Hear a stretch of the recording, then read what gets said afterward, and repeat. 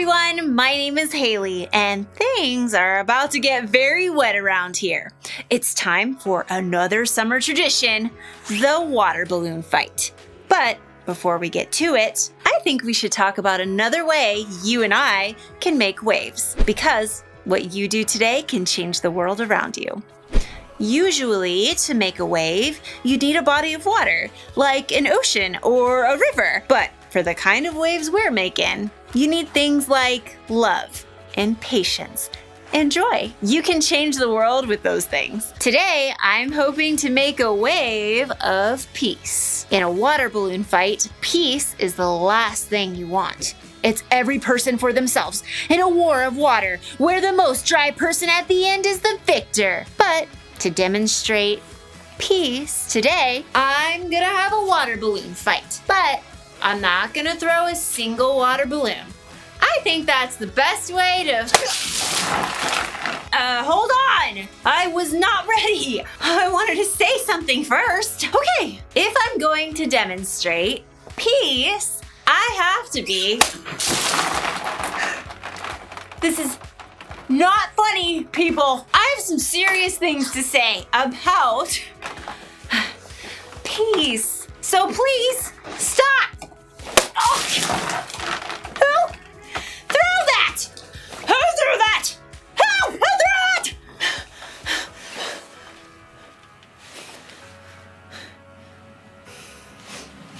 Nah.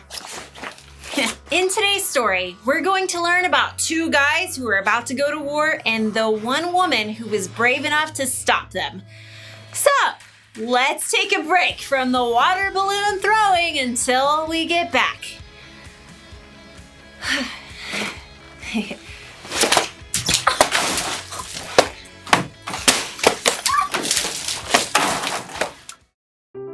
The Bible. It's 66 books of history, stories, letters, and poetry that fit together to form God's one big story. The epic adventure of how He created us and loves us so much that He made a way to rescue us. As we travel through the Bible, from Genesis to Revelation, we discover people who met God and found their lives changed forever. Now, for an amazing story, inspired by the book of 1 Samuel, chapter 25, verses 1 through 35. Near the town of Carmel lived a wealthy man named Nabal. Money, money, money, always sunny, yeah, in a rich man's world, woo! The world was not so sunny for anyone who had to be near Nabal, like his servants. Our boss's picture is right here in the dictionary beside foolish person. See? Nabal was also terribly rude. You, bring me another leg of mutton. What's wrong with this one? It's touching those peas. But you asked for peas. I asked for tea, you blockhead. I shall dump these peas on your noggin. But unlike Nabal, Abigail, his wife, had a clear mind and a wise heart. She kept a close eye on her husband's estate and did her best to keep him from destroying their lives with his quick temper. Tell me, how was the flock this season? Have we lost any sheep to raiders? Not a one, my lady. But last season our sheep were attacked by robbers a dozen times. We've had protection. Protection? How? David and his men have been camping nearby. As long as they've stayed near our flocks, they've kept us and the sheep from any harm. Very good. I've heard some say David will be king in Saul's place. Has Nabal thanked David for his help? Give thanks, Nabal. That was very funny, my lady. I'll consider the matter. Let me know if anything changes. The time for sheep shearing neared, and Nabal ordered a grand party to celebrate. Music, drink, mutton, bread, cakes, raisins. Are you writing this down? Yes, sir. But no peas. No peas. As Nabal ordered the festivities, 10 young men arrived to bring a message from David. That outlaw, what does he want? David says, may you live long and everything go well for you. Only what I deserve. He says, I hear that you are clipping the wool off your sheep. When your shepherds were with us, we treated them well. The whole time they were at Carmel, nothing that belonged to them was stolen. Please be kind to my men. Please give us anything you can find for us.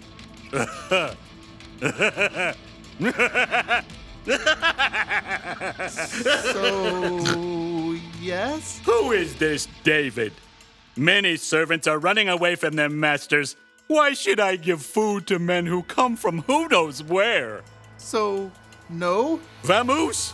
And don't let the door hit you on the way out. David's men quickly returned to camp. They found David's anger could be just as hot as Nabal's. Each of you put on your swords.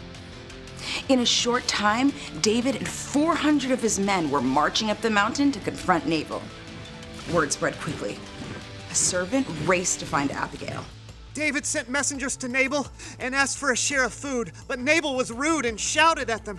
You must do something or terrible trouble will come. Abigail didn't panic. She took a deep breath. We have to get ahead of this. Take a list, please. On it.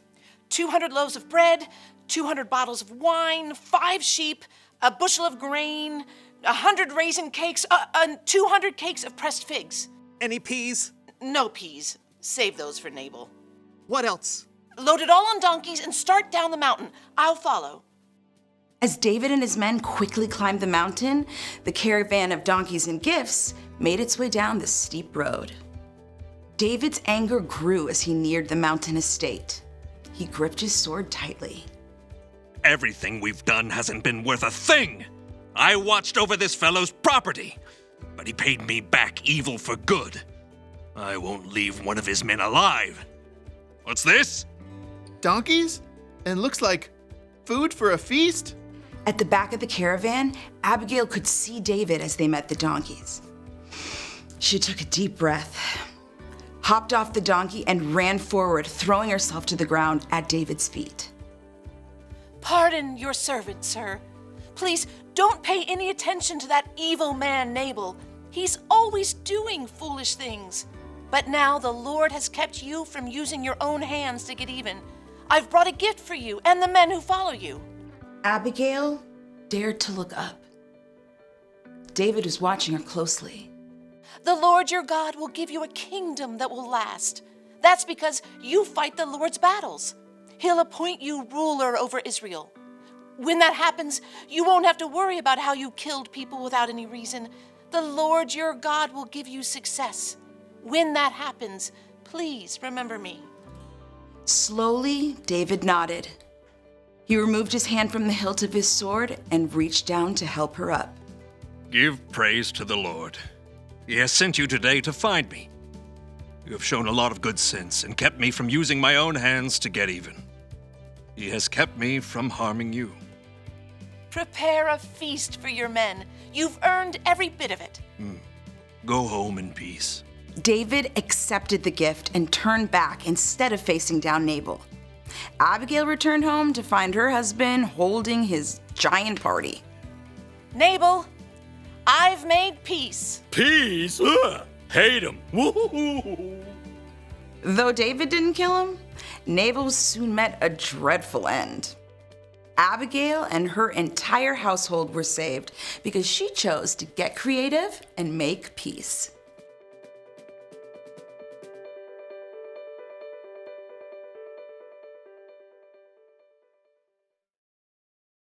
David was angry, right? So angry, he was ready to go to war with Nabal. He wanted revenge. It's a good thing Abigail stepped in when she did. She made what could have been a really bad situation better by helping David see things in a different way. Abigail helped make peace. Now, there are 3 types of people in this story, and chances are you're gonna be like every one of them in your life. You could be like Nabal, who says or does something that makes someone mad. Ha! Got you in the bag when you weren't even playing! The best way to make peace if you're a Nabal is to admit you're wrong, say you're sorry, and make things right. Someday, you could be like David. You get mad at someone and you want to get revenge. Oh! Who threw that? What? If you're like David and you want to make peace, sometimes it helps to think about the consequences of your anger. What will happen if I lose my temper? What will happen if I get revenge? And then there's Abigail, the peacemaker. When you're like her, it means you're standing outside of someone else's fight and you can see a way to make peace. Hey, you two are supposed to be friends. Now, hand them over. Thank you.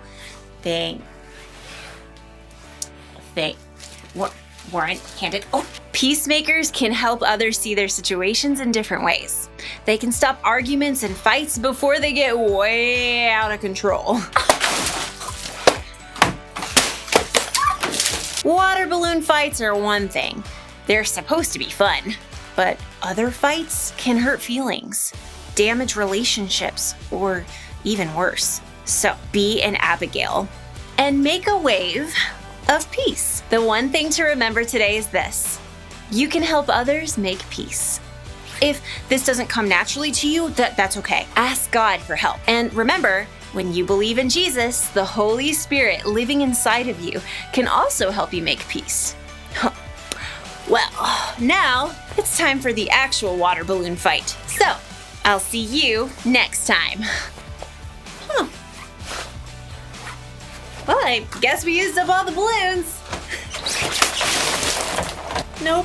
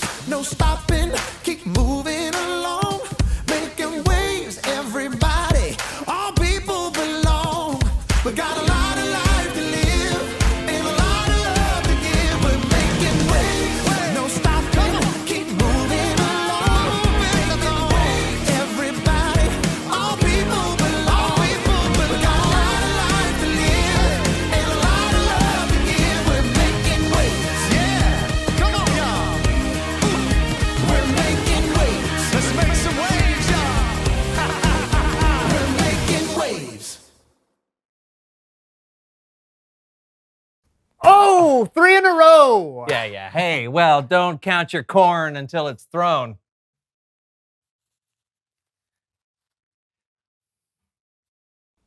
Oh, yeah, that's how you throw the corn. That's how you throw the corn. Simmer That's how you throw the down now. corn. Simmer down. Okay. Ooh, I got you now. Okay. Well done. Well done. But are you ready for this? Oh, yes! believe I'm the that. king of the corn. Oh, I'm the king of the corn. Hey! Yeah. How do you like it? Yeah.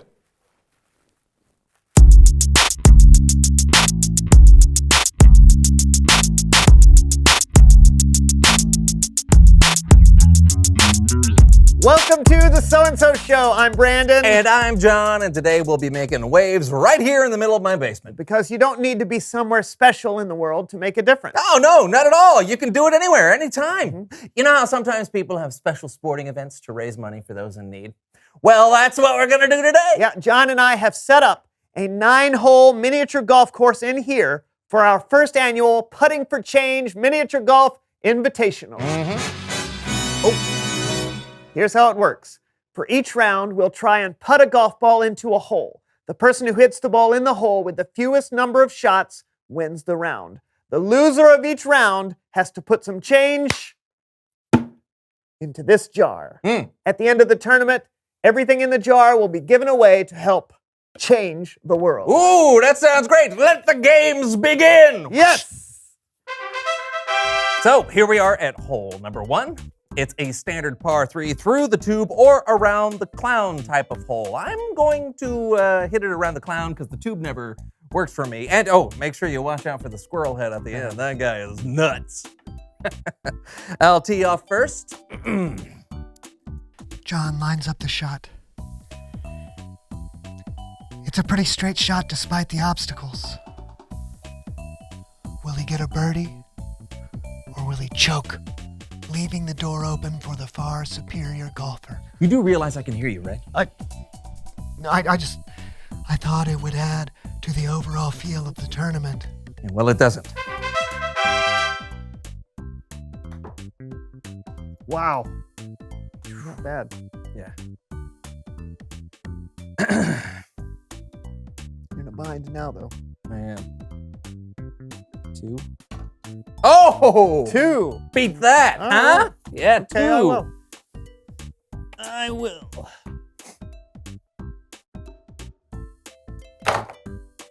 Oh! You know what beats 2? Yeah. 1. Okay, Hole in fine. 1. Yeah, great Hole job. in Great 1. job using the tube. Hole and you Yeah, win a well- trip to the change jar. Sure. I got change right here. All Okay, right. Here we I love that jingle. go. Boom. There you go. Great right. job, Brandon. Woo! Hole number 2. All right. Hole number 2. Over the water, through the woods, past grandmother's house to victory. Boom.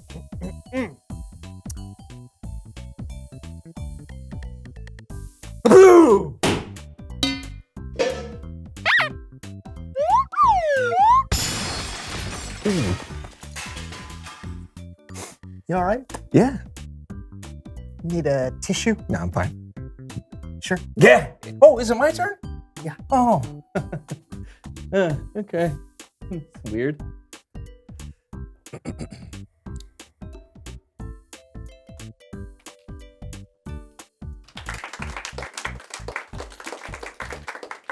I think that means you own the jar.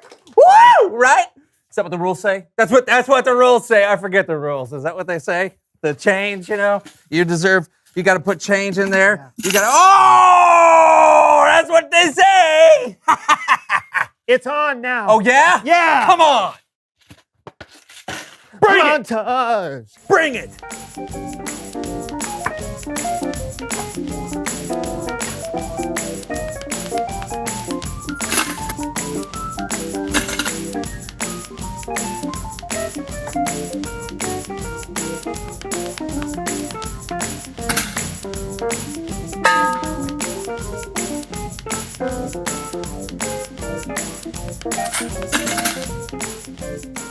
If you miss that, I win.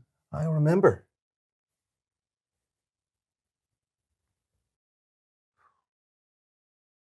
I just wanted to make sure. Would you stop that? What? Nothing. Oh! Oh! No! I win! I win the first annual Putting for No. Change 9-hole miniature golf invitational. No. Pay up. You distracted me. You pay up. No, you. You! You. Look what A you jar did. of change. I won. You sit on fair a and golf square. cart of lies. No, I No, don't. you distracted me. I did not. Guys, Hey, I'll show guys. you how to putt. You know what I think it's time for? Bible story time with Kellen. That's right.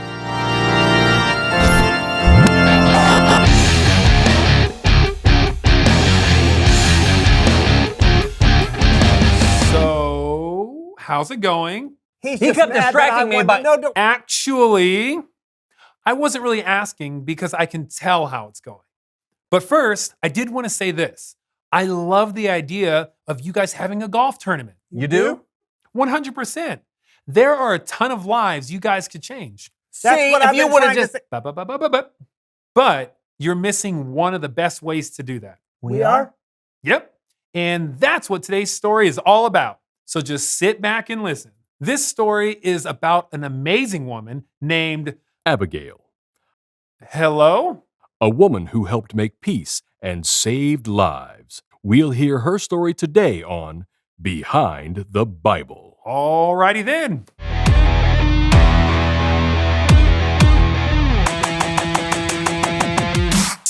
Right. So the story of Abigail actually begins with, King David. well, he wasn't a king yet. I know that. I'm the narrator. I just wanted to make sure. Before he was king, David and 400 of his men were hiding in the desert from King Saul. Living in the desert is not fun. It's burning hot. There's not enough food or water. And it's burning hot. And just so we all know, David didn't give video interviews because cameras wouldn't have been invented for thousands of years. Are you going to let me do my thing? For now. While in the desert, David and his men met some shepherds who worked for a wealthy landowner named Nabal. We were friends with the shepherds. We even protected them from danger. So at sheep shearing time, I sent some men over to Nabal to ask for whatever food he might be able to spare. Since we were living out in the desert, where it's burning hot. Now, Nabal might have been a wealthy landowner, but he was also a meanie face. I didn't know David. I didn't know his family. Who cares that he, protected some of my workers? So when his men came and asked me for help, I told them, why should I give what's mine to people I don't even know? When David found out how Nabal responded, he was very angry. Yeah, I was pretty mad. I think I said something like, "May God punish me greatly if I don't get revenge." So yeah, I was ticked. This is where Abigail comes into the story. She was Nabal's wife. I was getting to that. I know, but I like helping. When Abigail heard how angry her husband had made David, she jumped straight into action. I mean, what was I supposed to do? David had 400 men, and he wanted revenge against my husband. So I loaded up bread, meat, wine, fig, and raisin cakes, and I took them to David. When I saw him, I bowed down and I said, "Please pay no attention to that wicked man, Nabal. His name means fool.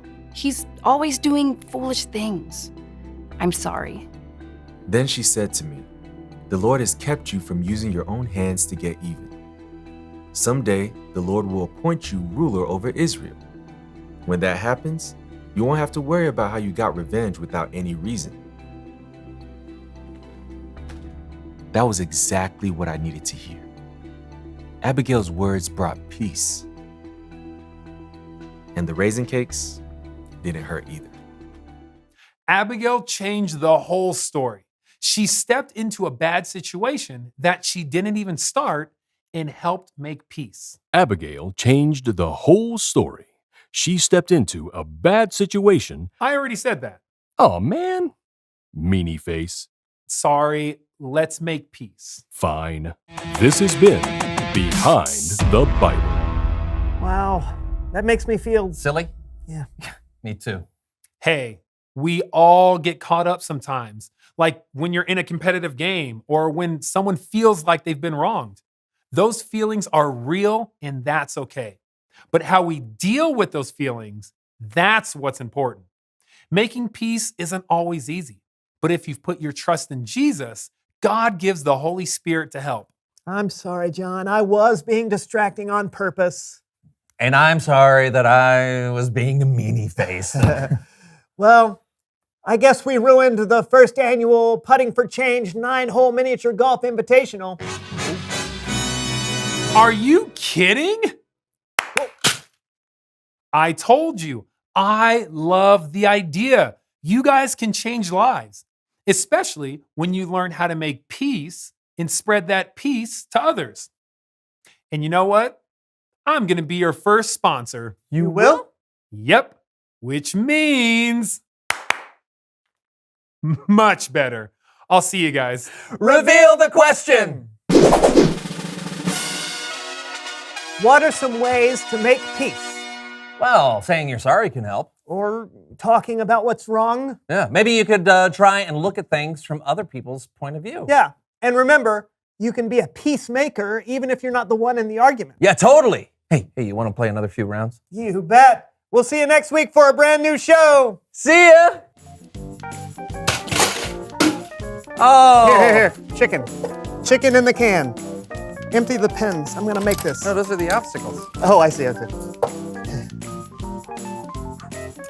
Oh! Not even close. Oh, man. You want to try? Blame it on the chicken. Yeah, I do want to try. Here we go. All right. Oh, you're gonna do the old pool cue. Whoa! Woo! Yes! Thank you. Thank you. Thank We're you. all done. Thank you. Do you have any change? Good night, everybody.